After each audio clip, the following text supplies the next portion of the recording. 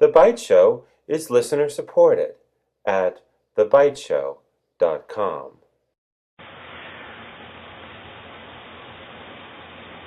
Hello, everybody. This is GeorgeAnn Hughes, and this is The Byte Show. And we're very blessed to have with us Joseph P. Farrell. And Joseph, you please visit his website. It is giza-star.com. There is a PayPal button there. Please make use of it. Tonight, we are going to be discussing Babylon's Banksters. A fascinating book. Absolutely fascinating. Joseph, this is, you really outdid yourself with this. Well, thank you, GeorgeAnn.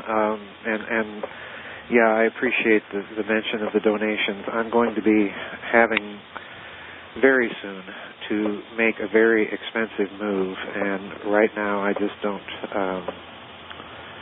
I'm going to need pretty close to between $5,000 and $6,000 to be able to pull this off in order to continue doing what I need to do on the research. So I do appreciate the mention, but thank you about the book. It's been doing fairly steady sales from what I can tell at Amazon. So, yes. But I don't see immediate returns on books given the way the publishing publishing industry goes. Yes. Well, let's get started here. There was a Dr. Lee and his formula. What did that formula do? Well, just look around.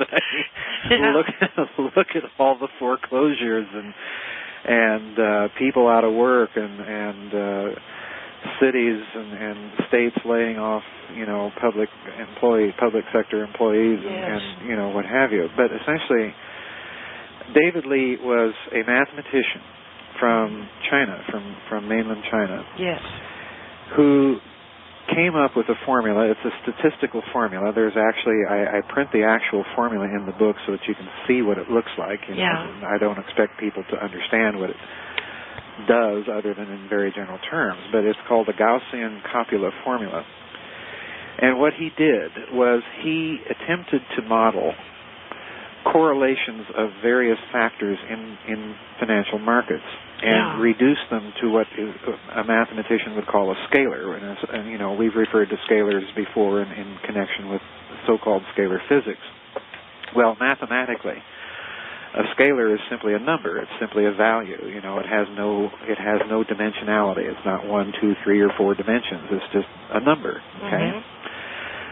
So what Dr. Lee's formula does is it takes all of these interlocked, interrelated components within a financial market. Prices, credits, interest rates, and all of these factors that would be interrelated in driving financial markets, and came up with a formula that reduced them to a number. Now, what the formula did, how the banks used it, and mortgage houses and so on and so forth, was that they used this formula to calculate risk in what is called credit default swaps. Okay? Yes. And it was an intriguing method that Dr. Lee came up with in order to derive this formula, because what he did is essentially he says all we need to look at in the final analysis are prices. And the problem with it was, as he came up with this formula, the financial houses were coming up with these credit default swaps, which were bundles of securities and loans and so on and so forth that were bundled into these great big huge packages, and then you had bundles of bundles, and then bundles of bundles of bundles, and so on and so forth. And the other thing that Dr. Lee did with this formula is that since there was no real way to track data on these bundles, because they were a relatively new thing within financial markets, there wasn't a great deal of historical precedent or data to base base his formula in thinking upon. So he just threw out historical precedent and came up with this formula. Oh boy. Oh boy. Yeah. Well, we now know the result of the use of this formula by the major financial houses and security ratings houses and so on and so forth. We've had this downturn. When the downturn in mortgage rates began, that burst the bubble that the formula caused. All right. Now here's the fascinating thing. Dr. Lee worked for the Canadian Imperial Bank of Commerce. All right. Yeah. Which is a bank that's connected to the Rothschild interests and so on and so forth. A major stockholder in that bank was, in fact, another member of the Lee clan, and I'll get to why I express it that way in a moment. But Hong Kong multi-gazillionaire, had a major block of stock in this bank. Well, shortly before this Hong Kong businessman sold his block of stock, Dr. Lee left that Canadian bank, returned to mainland China, where he obtained a position within one of the Chinese government's major agencies, doing precisely the same thing that he was trying to do in the formula, and that's assess risk. Yes. Okay? Now, all this to me is very suspicious, because the inevitable result, as I think I've documented in the rest of the book, of using that kind of thinking and not even basing your mathematical formula on any sort of actual real empirical data. Yes. I think we have a solid prima facie case that the result is perhaps indicative of some form of economic warfare. Well, yeah. Okay? Now, the reason I say that is if you look at the Lee clan, it's very important for people to understand that in China, even though you may have the same last name but not be directly or immediately related, okay?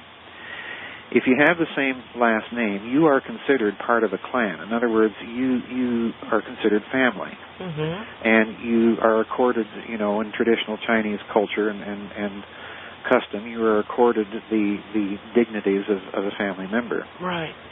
If you look at the Lee clan, then it's a very interesting clan. It's a clan that has had a long and prominent role in Chinese culture and history. Because, for one thing, it was a member of the Lee clan that centuries ago became the emperor of China, and that introduced the idea of paper money. Yes. Okay?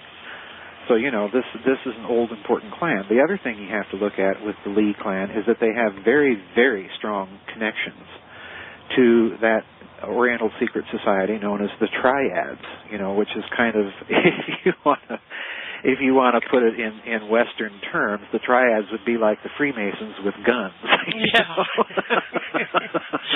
Oh boy! And the actual organization itself, in terms of the actual numerical membership, is much larger than things like Masonry or Rosicrucianism would be in the West. So, in other words, with the Lee clan, you're also looking at a clan that has had a long association with financial affairs within China, that has had a long association with elements of the Chinese criminal underground. So, this only, to my mind, GeorgeAnn, doubles the case that we're looking at something very suspicious, in my opinion, with Dr. Lee's formula that led to this financial meltdown. And in due time, that equation that I put in the book is in my opinion, going to be almost as famous as Einstein's celebrated E equals mc squared. Oh, my. Well, then we move on to Germany. The German economy was crashed until Hitler came along. Yes. And Hitler refused to cooperate with the Rockefeller-Rothschild rules. Big time. Yeah. And, physics, technology, they must, it's a technology. Well, it is, and that's the point of the book. And I'm glad you mentioned Nazi Germany in this connection, because What I'm trying to do in the book, GeorgeAnn, is demonstrate that one and the same type of conceptual thinking underlies the financial system that is now pervasive in most of the world, namely the creation of monetized debt, or the way I like to put it is the facsimile of money by a private banking monopoly that has entrenched itself in so many countries of the world and taken over the issuance of their currencies. Now, the standard rule of money is that only governments can issue money. Mm-hmm. Banks can only create and circulate debt. Yes. In other words, when a bank, like the Federal Reserve, prints up a Federal Reserve note, well, the reason it's called a note is precisely that it is a interest-bearing note. It's a piece of paper that indicates a loan has been made to the federal government, and when a bank creates principal, it never creates the interest.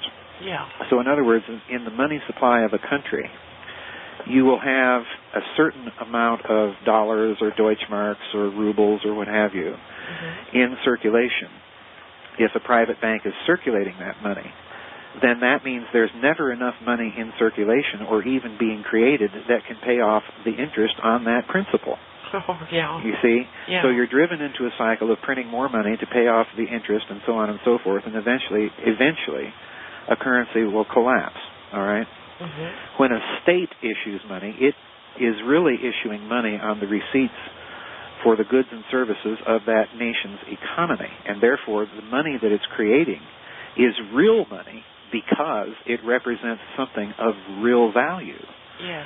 And therefore it's an interest-free note, all right? Yeah. Now let's go back to Hitler and Nazi Germany. You've got two different financial systems. Well, if you look closely at what each financial system means in terms of physics, then the first system, where you create monetized debt, or the facsimile of money, is conceptually identical with the system where you have a public consumption physics, where the energy supply is based upon a ever-dwindling amount of resources and scarcity. In other words, both systems are effectively closed systems, all right? Yes. When Hitler took power in Nazi Germany, it's very interesting to see what the Reich government in that country then did. Because the first thing that Hitler did was he put Germany back onto the idea that money represented not an interest-bearing note that had to be paid to the bankers who circulated it in the first place. He went to the idea of what were called labor treasury certificates, which were denominated in Reichsmarks, but they were created by the Nazi state itself and circulated as money at full face value, debt-free. Exactly. Yeah. So the first thing he did is he broke out of that economic paradigm where you have a dwindling, a supply of money that can never keep pace with the amount of interest owed on it. Yes, yes. And immediately, GeorgeAnn, you only have to look at the pre-war period of Nazi Germany. From absolute poverty and destitution, within a space of 3 to 4 years, Germany's economy was booming. Yes. I mean, it was the only nation in the world that could boast an economy that was booming. So that was the first effect. But the other thing that the Nazi government did was, as you know, that we've discussed in several interviews in some of the other series. The other thing that it did was that it created departments within the SS to investigate the physics and technology to access the physics of the so-called free energy or zero-point energy or the energy of space-time, the energy of the physical vacuum, because the physics already existed at that time that showed that there was an energy within empty space that if you could just figure out a way to tap into it, that energy would give you a supply of energy that would be literally inexhaustible and almost limitless. All right? Yeah. You see? Yeah. So what Nazi Germany is, in a certain sense, is the first nation state to come along in modern times that understood and this is basically my argument for including them in the book, that understood the connection between the two different types of financial systems on the one hand and the two different conceptions of energy supply on the other. In other words, there is a deep, direct connection between physics and finance. Well, with saying that, you mentioned the Bilderberg Group, yes, and that they give us a closed system, yes, designed to be a dead end. Yes, exactly. They do. The Bilderberg Group, I start out with a review of that group for several reasons, partly historical and then partly because of this deep connection between physics and finance. Yeah. Let's go back to something I think I've said in some previous installments in some other series that we've done. If we look at who is behind the founding of that group, behind the creation of it, yes. On the one hand, of course, you have David and Lawrence Rockefeller, of course, and then in Europe, one of the English Rothschilds, who represent, of course, the Anglo-American corporate banking interests. Yes. All right? Yes. On the continental European side, you have, of course, Prince Bernhard of the Netherlands. Yes. All right? Now, let's look closely at Bernhard for a moment.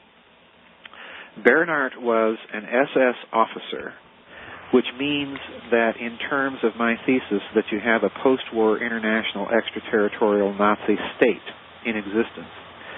This means, for all intents and purposes, that he is still answerable to his superiors in the SS chain of command, one of whom, of course, would be Martin Bormann. Yes. All right? The other thing that Bernhard is that he was a senior manager at the notorious international German chemicals cartel, IG Farben, Interessengemeinschaft Farbenindustrie, which was the official name of the German corporation. And what I surmise then from the presence of the Anglo-American interest on the one hand and then Bernhard himself on the other is that the original purpose of the Bilderberg Group was to take all of that Nazi loot in terms of liquid cash assets that could be moved into those Western banks in London and New York and laundered. And then laundered back to Europe, where that money, under the guise of the Marshall Plan and so on and so forth, that money would be moved back into Europe to recreate the infrastructure of Europe after World War II and to help build the European Union, which incidentally was, of course, one of Martin Bormann's stated objectives for the Nazi Party after the war. Okay? Now, the reason that this idea is so significant is that it means, to a certain extent, that all this money was put at the disposal of those Western banks. In other words, it vastly expanded their ledger credit-making entry ability, okay, because they had a huge reserve now on which they could make loans and so on and so forth. Yes. But they could keep them off the books at the same time. So that would, stimulate the economy. But like I've said before, any time that you are dealing with the likes of Nazis and someone like Martin Bormann, you're dealing with Dick Cheney without the warmth and charm. Yeah. That marker is going to come due someday. Yes. And you'd better be able to pay up when they want it. Yeah. Because they've got the organization to take you out, and they're researching the technology to pull the trigger if you don't want to pay up when the time comes. Yeah. Now, the Bilderbergs, as you pointed out, have this twin philosophy of a kind of global socialism, which, of course, if you look at the financial policy underwriting it, it's that private monopoly banking control over the issuance of monetized debt as money. Yes. Okay? That's the financial thing that they're supporting. But the other thing that they are also supporting, and I go into this in the book, is they intend to keep the world on a closed energy supply system of physics. In other words, they do not want to see any real advances made in alternative technologies for energy. And that means that this group has to be active in the suppression of any technologies that would give various nations a relative degree of energy independence, because the two, again, the financial system and the energy system, go hand in hand. They don't call them petrodollars for nothing. Yeah. Well, Joseph, there is, to my mind, no reason that's good, anyway, that everyone could not have access to electricity and clean water. They're just, it's just greed. Well, it's more than that. It's more than that. That's the downside of the suppression of this physics. But the elite does have an altruistic reason for suppressing it, and I've said this before in some interviews. Anytime you're dealing with a physics and a technology that can engineer that energy of space-time locally and directly, you have a weaponization potential that would make a hydrogen bomb look like a firecracker. All right? And here's the thing. Once that physics is known, and once the relatively simple technology behind it is known, any tin-pot third-world dictator getting his hands on it can literally hold the world hostage. And we've got a lot of tin-pot third-world dictators in the world, okay? Yes, we do. So they have a good reason for suppressing the development of this stuff and keeping it out of public view. And that is simply, if you think you've got problems right now with nuclear proliferation, wait until this stuff gets out of the bottle and into the public culture. So they have to proceed very, very slowly and carefully. I do think, GeorgeAnn, that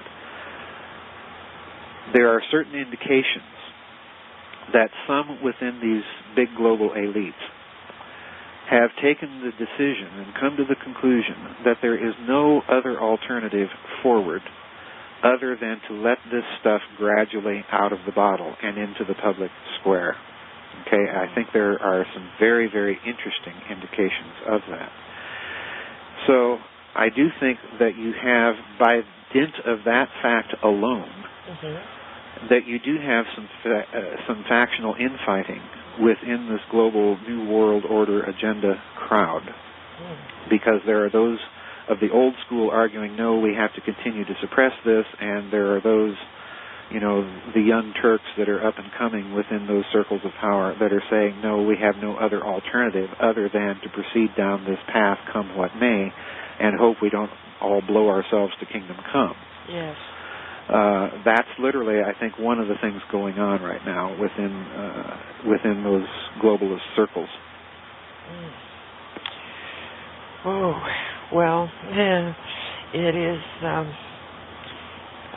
pretty scary stuff. Yes, it is. It is. There's no doubt about that. I mean, that's one reason I've tried to focus people's attention on the downside of this physics and its tremendous weaponization potential.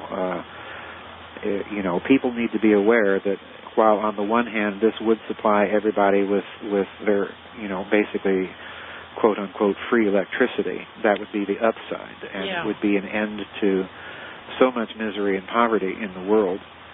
But on the other hand, there is this very, very negative side of this physics. Oh. Yikes. Yes, yikes. Yikes. Well, what about, you talk about historical cycles. Yes. There was a paper by Mike Mimara concerning sunspots in economic activity. Right. What is that all about? Okay. This is where Babylon's Banksters I think, begins to pry the lid off of what's been going on within high international finance. I assure you that it is. Yes. That has been going on for millennia. Yes. Okay. Michael Niemara is a member of an institution. It's a public institution, but most people don't even know it exists. Mm-hmm. It's an institution called the Foundation for the Study of Cycles. And this is a foundation that was set up by a man by the name of Edward Dewey. Now, the story behind it is that during the Great Depression, when President Hoover was in office, Hoover was, of course, a laissez-faire capitalist. In other words, he believed that there was absolutely nothing the government could do nor should do to end the Depression. But he was also frustrated by the explanations he was getting from economists, who in the final analysis didn't really seem to have any explanation as to why depressions seem to occur over and over and over again.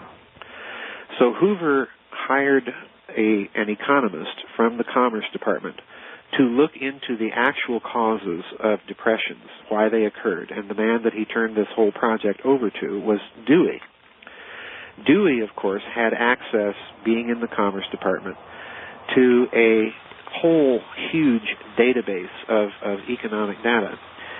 And as he began to study this huge database, he discovered that cycles occurred in almost all areas of human activity. So he branched out and was not only started studying cycles of economic activity, but just cycles of anything, okay? Mm-hmm.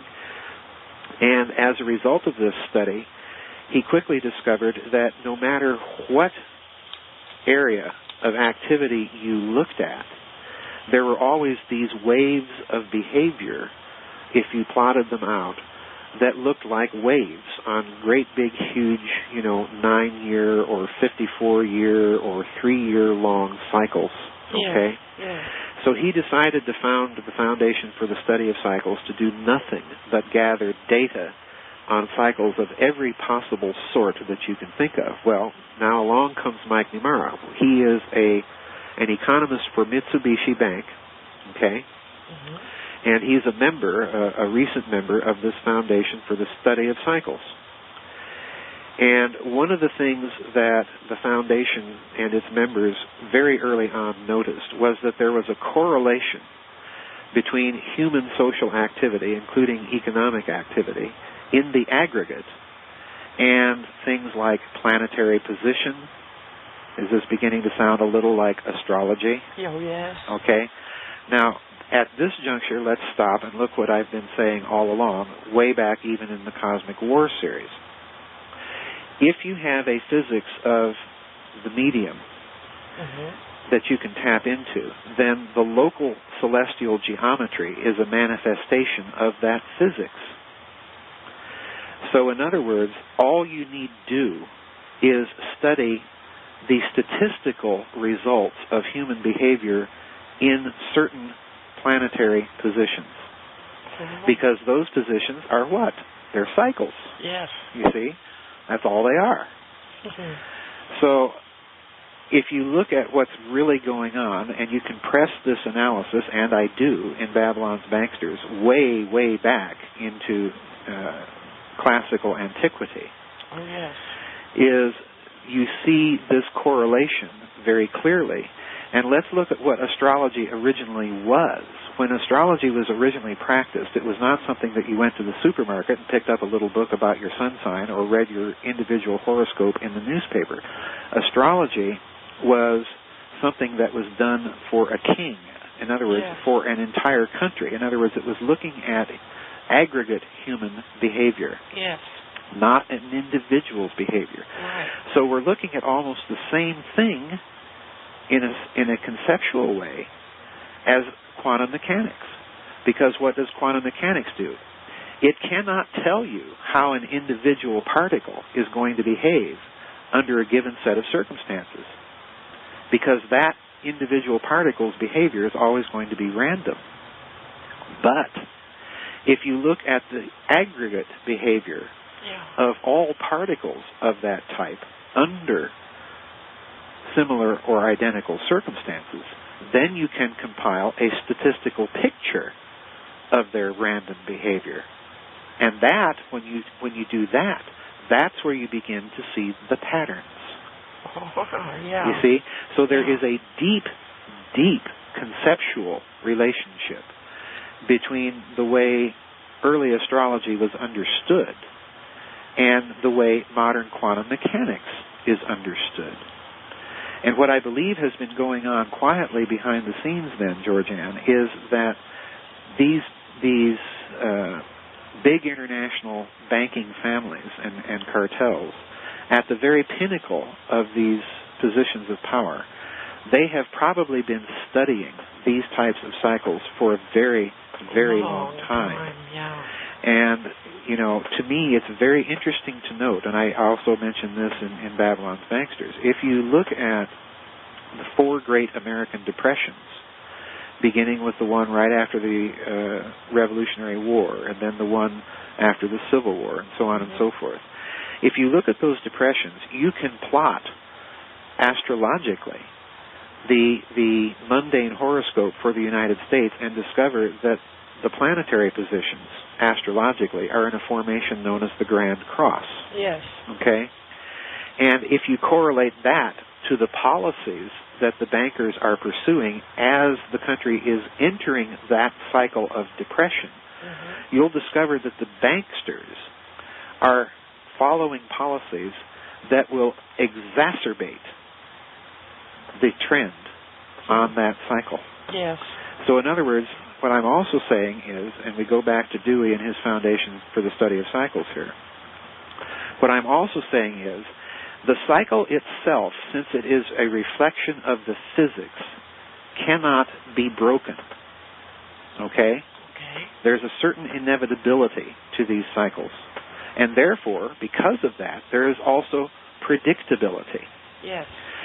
So in other words, nothing a government can do, nothing a huge banking house can do, is going to reverse the trend of the cycle. But they can exacerbate the effect of that trend by the policies that they pursue. Oh, yes. Okay? Now let's go a step further.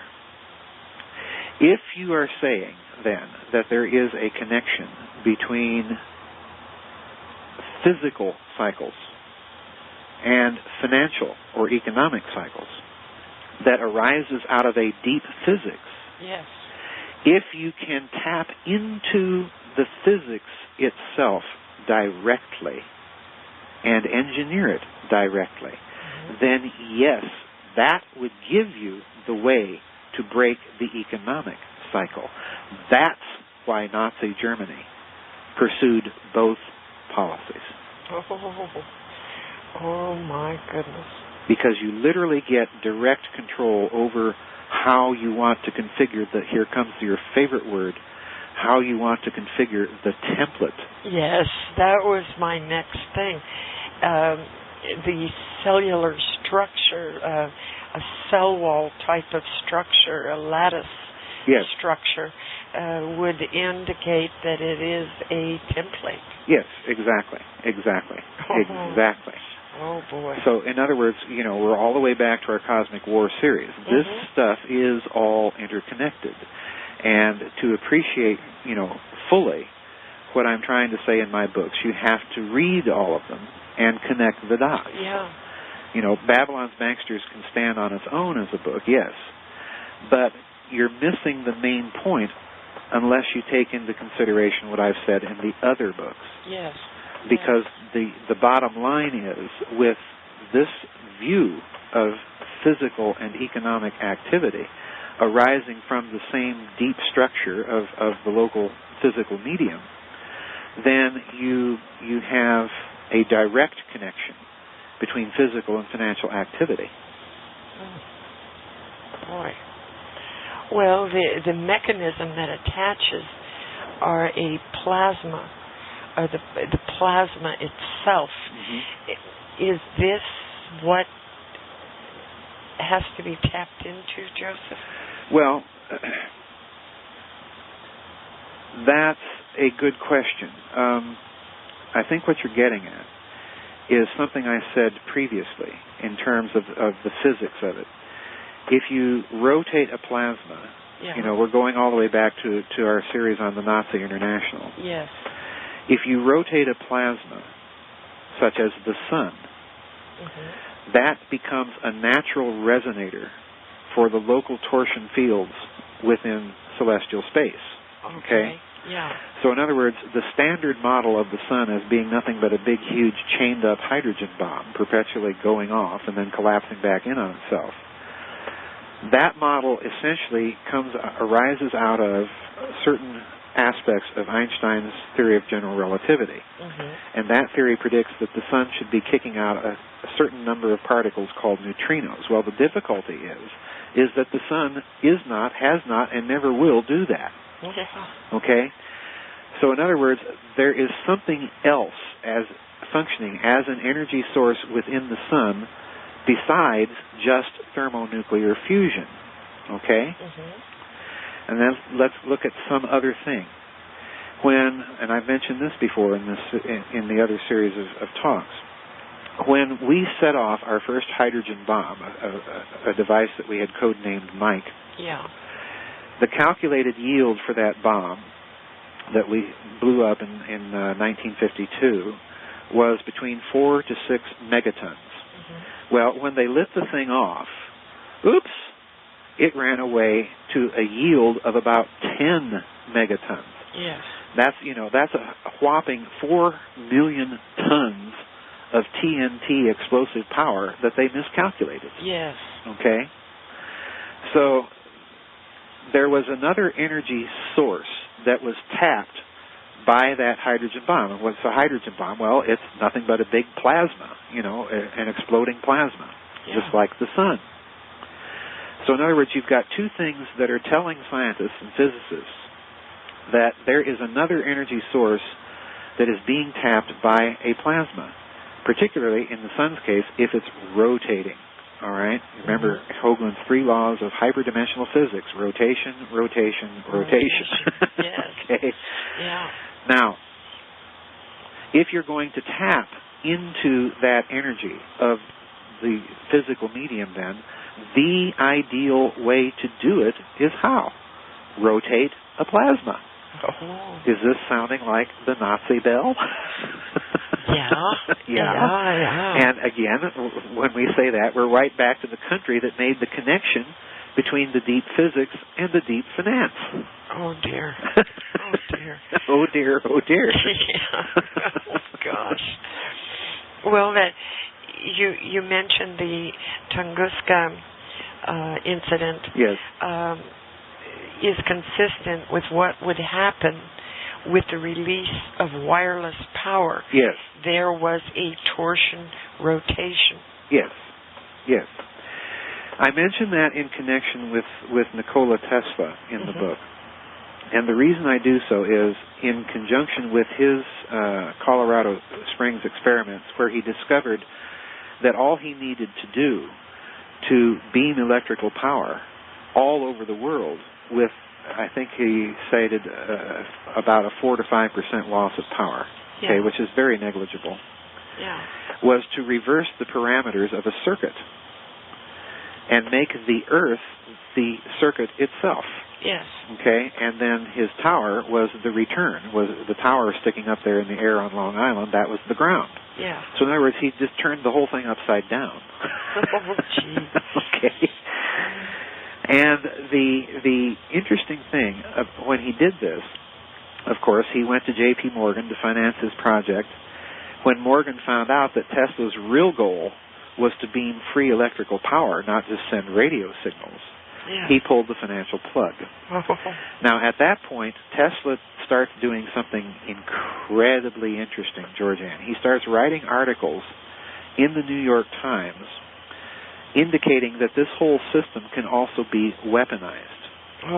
Okay? Yes. Okay? Yeah. And I think he's doing it as a means to try and drum up financial support for his project. Yes. And I make the case in the book that the Tunguska incident in Siberia in 1908 which caused this huge explosion out in the middle of nowhere, is really only explainable, in my opinion, rationally, as having been some sort of experiment by Tesla himself to make a demonstration that this stuff actually works as a weapon. Oh, boy.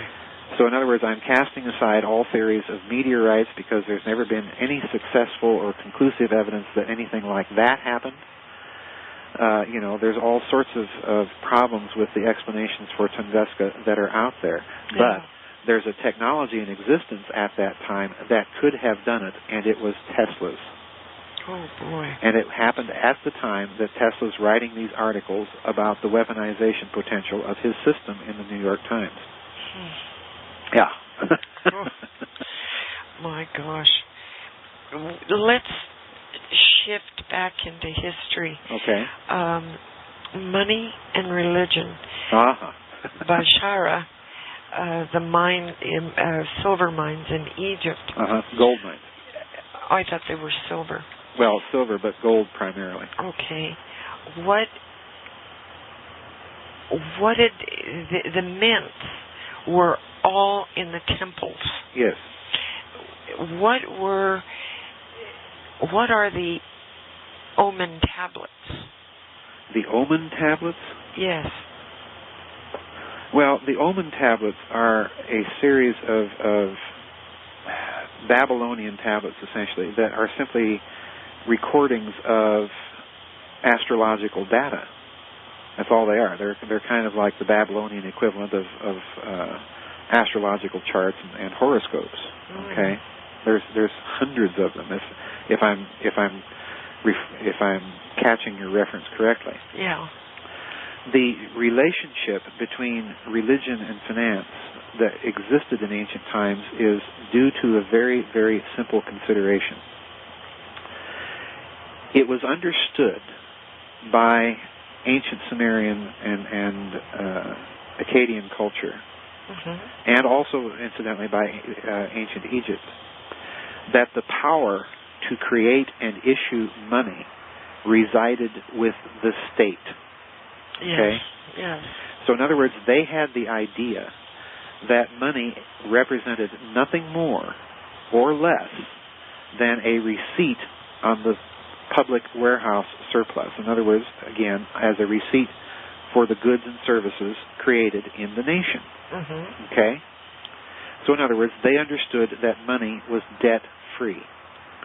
So if you look at the kind of money that was circulated very, very long ago in Mesopotamia, all it was a little clay tablet. Yes. It was the Mesopotamian equivalent of paper money. But it was issued by the state. In other words, it was issued by the king. Now, the king, in turn, in those ancient societies, was also a high priest. Okay? Yes. So the issuance of money was given the sanction and probity of the religious temples in those societies. Okay? So in other words, look what you have. Again, you have the priesthoods, which are largely astrological priesthoods. Yes. There's your physics issuing the money. There's your finance. Yeah. So in other words, somebody that pre-existed those societies and set them up, because they all, without exception, ancient Sumer, Babylon, and Egypt, maintain adamantly in their historical texts that they were legacy civilizations of somebody else. Yes. Yes. So that's where your deep connection between physics and finance is ultimately, historically, in my opinion, coming from. Oh.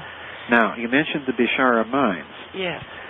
I put those in the book because there is a classical Roman author from Sicily by the name of Diodorus Siculus that talks about these huge gold mines in southern Egypt along the Nile River. Okay? At these mines, this is where people were sentenced to work by the pharaohs. But the people guarding the prisoners at these mines that are doing the digging and scratching are an international contingent of mercenaries. Now, you got to wonder what does that indicate in terms of the class of people, and why are they digging for gold? What happened here? Because I've just said we have clay tablets and so on being circulated as the medium of exchange. Yeah. And in ancient Egypt, it was sometimes just little stone weights, with a little stamp on them that indicated, well, this is good for X amount of units of barley in the state warehouse, whatever. Yeah. At some point, what you see happening is the emergence of bullion as the medium of exchange. Okay? Mm-hmm. So what I'm arguing is gradually you have a class of bullion brokers, as I like to call them, in ancient times, that are essentially the ancient equivalent of international bankers. Oh, and yes. What do they do? Well, they do what bankers have done ever since when a state attempts to reassert its right to issue debt-free money. What they will do is they will issue counterfeit receipts, inflate the money supply, and then come along and say, oh, we need a much better system to stabilize the currency. We need to back this stuff not with receipts on the goods and services of the state, but we need to back it with bullion. Yes. Okay? And so bullion, which is at that time something that's very expensive to mine, well, that gives rise to a slave class, people trading in slaves, people trading in bullion, to issue money from the temples that now has interest on it. There's your money changers in the temple. Yes. Okay? The interesting thing is when states, Egypt successfully threw that system off for a period. Yes, they did. Yeah, for about 1,000 years. Yeah, they successfully got out from under that system for a long period of time. But eventually the bankers of the day crashed that debt-free Egyptian currency by doing what they have always done. When the state issues money like that, they will counterfeit that money, inflate the money supply, drive the value of the money down, okay? Mm-hmm. All right? And the other thing they'll do, if they don't like what a state is doing, is they will simply take the state's issuance of money out of circulation. Yeah. So let's come to modern times. Yes. We all remember a fellow by the name of John F. Kennedy, right? Yeah. Yes, we do. Yes, we do. Some of us very vividly. Yes. Kennedy, in June, I think it was June 4th, 1963, signed Executive Order 11,110, authorizing the issuance of about $4 billion of United States notes, bypassing the Federal Reserve. Yes. In other words, he authorized the U.S. Treasury to put into circulation, into the economy, $4 billion worth of paper money that were entirely debt-free. Free. Yes. Okay? I even remember spending some of those red sealed notes when I was a kid. Okay, because some of them did make it into circulation. Well, as you know, all money eventually ends up in a Federal Reserve Bank. Oh yeah. Okay. So what the Federal Reserve did whenever they would get these United States notes into their reserve banks across the country, they simply destroyed them. Oh, gee. They simply removed them from circulation. This is, I go into other tactics that the banksters use in Babylon's Bankers to show how this battle has been going on in society after society down through the millennia, and that the bankers' tactics never change. Ever. Once you learn how old these tactics are, and how they're always the same thing over and over and over, the scales fall from your eyes. Yeah, you would think that, how many times have I said, it's been thousands of years, don't the people catch on? No, they don't. That's because most people don't read. Yes. Number one, most people don't read. And number two, when they do, they don't take the appropriate action. Yes. As a result from of their reading. Yeah. So, expecting, I've said this over and over again, expecting a different result by doing the same thing every time is, as Albert Einstein said, the definition of insanity. Yeah, is stupidity. If you keep voting for Democrats and Republicans, why would you expect any different result than what you're getting? Very good point. Well taken. Even the breastplate. The ephod, yes. The ephod were associated with Babylon, yes. and even the king of Tyre. Yes. The vessels of the Jews were carried through the streets of Constantinople. The Vandals had possession. Yeah. I'm not sure what your point is. What is that all about?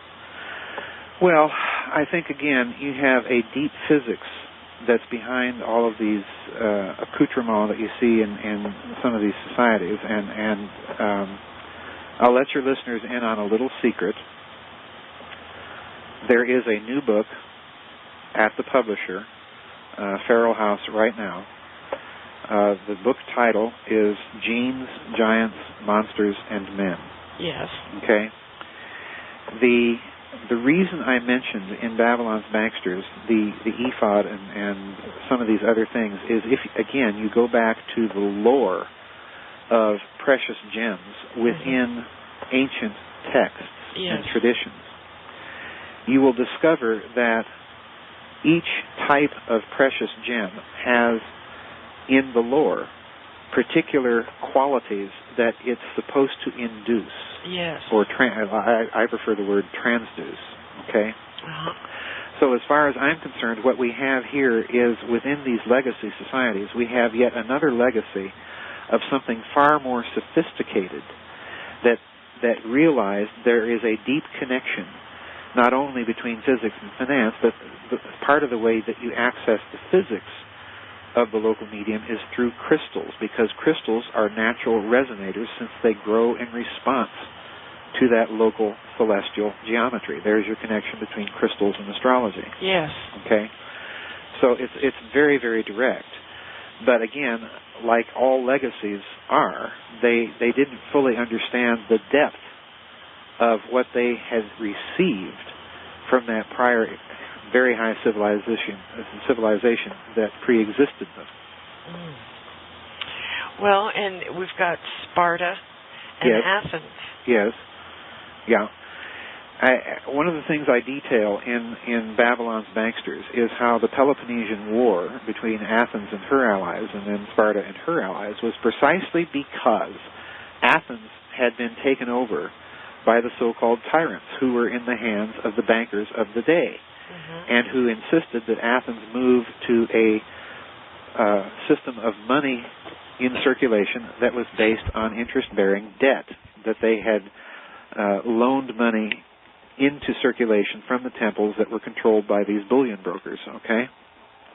On the other hand, Sparta, at the beginning of the Peloponnesian War, was the one Greek city-state that had money that was basically nothing but iron, just common, ordinary iron coins and stamps and so on and so forth, that was circulated as its money supply, but Sparta itself created the money. In other words, it was debt-free money.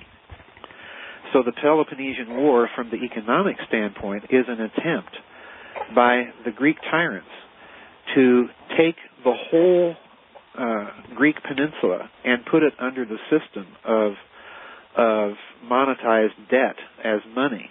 That's the economic source and reason for the Peloponnesian War. Wow. Yeah, wow. And over again, the same thing, you can say the same thing about, I think there's good indications if you read the Bible closely and connect it in the wider context of this hidden international bullion broker class. I think there's very good reason to assume that you had that class behind the rise of the Persian Empire. Yes. The other thing you have to note, too, in this conjunction, GeorgeAnn, is that if you look at these ancient empires and the wars that are created to form them, each empire gets bigger and bigger and bigger and bigger. Yes. So what's the goal? Well, map out the trajectory. The goal is to create a global empire. Yes. Okay? And in my opinion, the reason they're attempting to do that is they want to get back to a civilization whose resources they can draw upon, namely a genuinely global civilization, to recreate the physics that once existed way, way back in ancient prehistory, in high antiquity. Yes. I think that if there is a long-term, so to speak, conspiracy at work, then I think that is what it's up to. Oh, yeah, I would agree with that. It just things like the Star of David. Yes. No, that's a Babylonian symbol. Yes, yes, it is. Of keeping secrets. Yes. They issue false receipts against surpluses of the state warehouse. Yeah. They could expand and contract their money supply in that way. Yes. Yes, I've already mentioned that. That's one of their favorite tactics when a state presumes to reassert its control yes. over its own money supply and issue it debt-free to itself. Then the way, the modern example that I point out in Babylon's Banksters is the pre-revolutionary American colonies. Yes. Because they were absolutely destitute and bereft of bullion. Okay? Mm-hmm. So what did they do? Well, they created colonial scrip, just paper money that was based upon the size of the economy of goods and services in that particular colony. So what did we have for a period prior to the Revolutionary War? We had prosperity. Yeah. We had full employment and little debt. Yes. And even the debt, the colonies themselves assumed the role of making loans to individuals at very, very low interest rates. Yes. Now, what happened? Well, in stepped the Bank of England, which is what? It's a private bank. Yes. Issuing pounds sterling to the British government at interest. And what did they do? Well, they get the Stamp Act passed. They told the colonies, no, you can't do that anymore. You can't issue your own money. You must use pounds sterling and get them from the Bank of England, and so on and so forth. The colonies refused. Yes. So what did the British government do? It started counterfeiting colonial scrip to crash the value of that currency. Yes. Okay? Issuing false receipts. Yeah. So in other words, the tactics never change. Ever. Ever. Where you find an international banker connected to the issuance of a nation's money supply, there you will find a criminal. Oh, yes. There is no other word for their activity. None. Well, we certainly have a significant criminal cabal. Of course. Operating right now. Well, ain't it interesting, GeorgeAnn? Pardon my colloquialism. But if you look at the American presidents, yes, who have attempted to move the United States back to the point where it is the federal government itself, it is the state, issuing debt-free money. Yes. Look at the presidents who've done that or at least advocated it. Yeah. The first president that did it, and did it successfully, was Andrew Jackson. Yeah. When he abolished the Federal Reserve of his day called the Bank of the United States. Okay? Yeah. And you ought to read his speech when he vetoed the bill to recharter that bank. You ought to read the message that he sent to Congress. Wow. It's feisty and fiery. And at one point he calls them a den and brood of vipers, and I will root you out. Yes. Well, he was successful when he abolished the Bank of the United States for a period of time, the federal government had no budget deficit or debt. There was no federal debt. If you want to abolish federal debt, in other words, get rid of the Federal Reserve. It's that simple. Yes.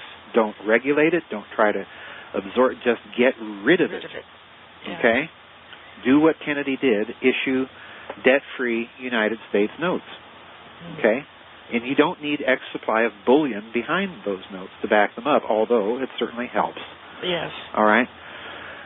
The result of Jackson's action was what? Well, there was an assassination attempt on his life. Yes. Okay? When that was unsuccessful, what did they do? Well, the bankers did their tried and true trick. They counterfeited. Okay? The next president that attempted to move the United States to constitutional money was, guess who? Abraham Lincoln. Yes. Who finances the Civil War. How? By having the government issue money directly, debt-free. What was the result? Well, Lord Rothschild over in London wrote an op-ed piece for the London Times in which he said, this is an abominable system, we must do whatever we can to prevent its spread, yada, yada, yada. And, of course, we know the rest of the story. Lincoln ended up dead. And the Currency Act, after the Civil War was passed, which basically was the restructuring of a private monopoly bank. Yes. Okay? Then we come along in the 1880s to President Garfield. Okay? Mm-hmm. What does Garfield say? Well, I think it would be a really neat idea, he says, if we would consider that the federal government should resume its constitutional prerogative to issue money. Mm-hmm. What happens to Garfield? Yeah. He's shot. Yes. Okay? So then we move along a little further in history. Yeah. To President John Kennedy. Yes. And his executive order to issue $4 billion worth of United States notes in June of 1963. Yes. 5 months later, he's shot. Yep. Okay? Oh. This is a very, very old, consistent pattern. A very old, consistent pattern. Yes, it is a pattern. Yeah, of course it is. Yeah, and then they discover the many joys of war. Oh, yes, yeah. And to keep things going and to prop up their favorite contractors and just on and on and on. It is just... The only people that benefit from war are international bankers. Yes. Because what are they doing? They're playing both sides. Mm-hmm. They're lending money to both sides. Yes. Absolutely. Mm-hmm. Yeah, it's the old American general Smedley Butler wrote his book about the attempt to overthrow Franklin Roosevelt. A bunch of right-wing businessmen actually approached General Butler and told them about their plot to take over the federal government. Yeah. And Butler refused and told Roosevelt about it, exposed the people. And he wrote a book subsequent to that. War is a Racket. War is a Racket. Yeah, it sure is. It sure is, and absolutely. They send these young men and women out, though they're defending freedom, and they're doing this Yankee Doodle, Star-Spangled Coffins. Good Lord. Yeah. It's sick. It is just sick, Joseph. Yeah. Well, look at, again, going back to Kennedy and his fiscal policy and his international policy. It's a well-known, fairly established fact now that Kennedy was probably also going to withdraw us from Vietnam. Yes. So on the one hand, here we have a man who's making definite moves to take away the power of the Federal Reserve. Yes. And on the other is going to deny the bankers their favorite racket, which is a long, protracted war with no end or goal in sight. Yeah, well, look at Afghanistan. Well, yeah, exactly. Gee. Exactly. Exactly. And what's that war over? Well, it's over physics. Yes. Because why are we projecting American power into those regions? Oil. Oil. An energy supply that is dwindling. So in other words, these people like it or not, these people are no way forward for humanity. That's right. That's why some within their ranks are beginning to say, no, we cannot go on like this. We must bring this other physics and technology out into the open. Oh. Well, I hope they do it sooner than later. There are so many that are being killed over this fiasco. Yeah, I agree. There was David Bohm, wavelengths, the technology of creation yes. from nothing, yes. which is alchemy. Yes. He implied the direct engineerability of the physical medium right. along the lines of a well-tempered, harmonic unification of physics. Yes. Explain that. All right. David Bohm was a well-known, very, very well-known quantum physicist, plasma physicist. In fact, he even wrote one of the standard textbooks of quantum mechanics. But he was also not satisfied with aspects of quantum mechanics. He believed that there was an even deeper physics behind that, all right? And the key to his deeper physics was that he believed that the randomness of quantum mechanics, remember what I said earlier? Yes. That the randomness of quantum mechanics was understandable at a deeper level as not being random at all. And the way he approached it was through harmonics, okay? Yes. Now, let me pause to explain a little bit about what the first unification of physics was.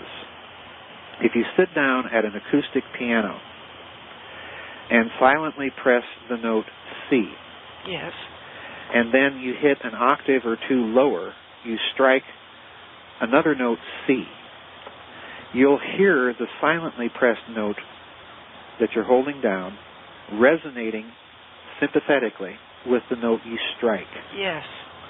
Now, let's move up to the note G and press that silently down. Mm-hmm. Okay? And then you strike another note C.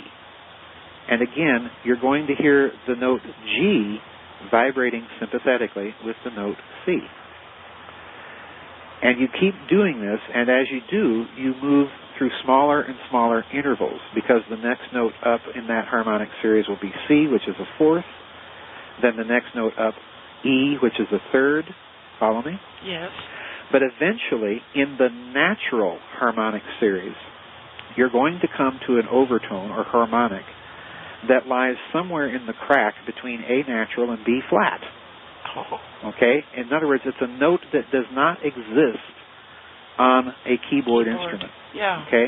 So what happened? Well, it's because of that harmonic that music tampered with the natural overtone series. Because if you followed the natural overtone series, as they did for many, many years, you could not change keys during a musical piece. You'd have to literally stop and retune the whole instrument. Yes. Okay? So what they did was they tinkered a bit with the natural order of the harmonic series by making a slight mathematical adjustment that would allow all 12 notes of the keyboard to function as harmonics of any other note. Follow me? Okay. And that allows you to change keys in the course of a piece of music. That is your first engineered unification in physics. Okay. Follow me? Now, let's extend the principle a bit further. Both sound and light are nothing but frequencies. Okay? All right. Everything in the universe has a frequency and therefore its own natural overtone series. That's kind of a very clumsy way of where I'm going with this. So what David Bohm did was he proposed that if you take all of these frequencies and do a quantitative analysis, there has to be an underlying fundamental frequency of which all of these other things are overtones. Okay. In other words, he's attempting on a huge, grand scale what was done in music back around circa 1550 to 1600 to create the modern system of Western music. Mm-hmm. Okay? Mm-hmm. That's what he's attempting to do on the grand scale in physics. He's trying to find the wavelength of that frequency of which all other frequencies are overtones. Oh. Aha. Yes. Aha. Once you got that, you got quite a key. Yes. Not yes. quite fun. Yes. Yes. Because, it's kind of the physics equivalent of the lost word in Freemasonry. Yeah. Or all of these esoteric doctrines that indicate that there is some oral phenomenon from which all things spring. And that's exactly what David Bohm was up to. Wow. Yeah, wow. Yeah, big wow. Yeah, big wow. Oh, boy. Oh. And I even give you the frequency in the book that he calculated. Yeah. He actually calculated the value for it. Well, if all of this is tied to a template, Uh-huh. Accessing that template, can people make changes? Sure. Yeah, once you have a technology, once you have the physics and technology to engineer the physical medium, then you can change things directly by changing the template from which things arise. Oh, boy. This is literally alchemy in the true sense. This is literally the godlike ability Yes. to manipulate things and create things at will. And Bohm's little frequency is one of the key steps to acquiring that technology. And there's something I should add about David Bohm that I don't even talk about in Babylon's Banksters. But if readers have read all of my books closely, I do mention David Bohm in the SS Brotherhood of the Bell. Why? Because David Bohm ended up in Brazil working for the Brazilian government. Yes. In a project along with a German scientist by the name of Dr. Richard Hellman.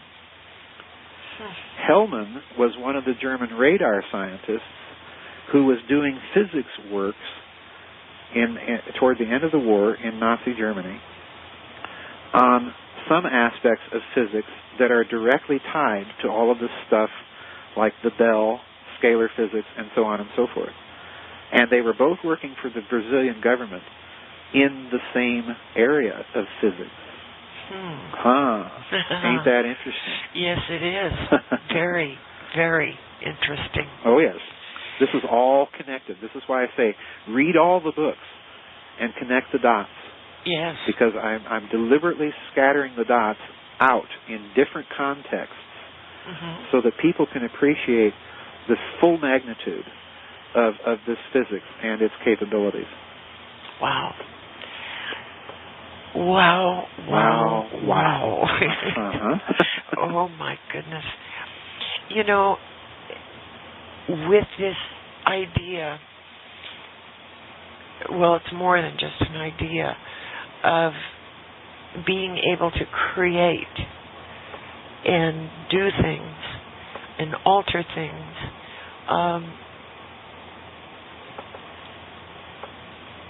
this could have been largely what the big battle was over in the pre-Adamic world. Do you think so, Joseph? In other words, is this related to my thesis of a cosmic war? Yes. Well, yes, I do think it's related directly to that. Because, again, if you go back to what I say in the Cosmic War book, yes, these wars, if you look at these wars as they're described, at least in the Mesopotamian texts, yes, I mean, virtually every major cultural tradition in the world has some tradition of a cosmic war. It's certainly there in the Vedic literature of India. I mean, it's all over the place in that literature. Yeah. Okay? It's certainly strongly suggested in some of the Egyptian texts, the Edfu temple texts and so on. There are North American Indian tribes that have traditions of this type of war.